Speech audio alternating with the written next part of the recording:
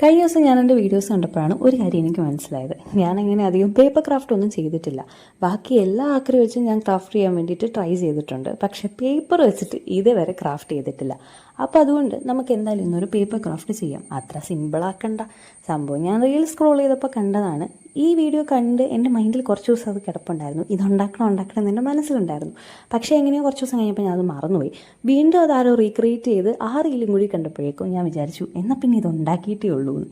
അങ്ങനെ പേപ്പറൊക്കെ ചുരുട്ടി ഇതേപോലെ ലീഫൊക്കെ ഉണ്ടാക്കി. നമുക്കിതിന് മെയിനായിട്ട് വേണ്ടത് ഈ ഗ്ലൂ ഗണ്ണും ഇതേപോലെ പേപ്പറും ആണ് കേട്ടോ. പിന്നെ നമുക്ക് കുറച്ച് ഗോൾഡൻ പെയിൻറ്റും കൂടെ ഉണ്ടെങ്കിൽ സംഭവം അടിപൊളിയാക്കി എടുക്കാം. ഒരു എസ്തെറ്റിക് വോൾ ഡെക്കോർ ഉണ്ടാക്കിയെടുക്കാം.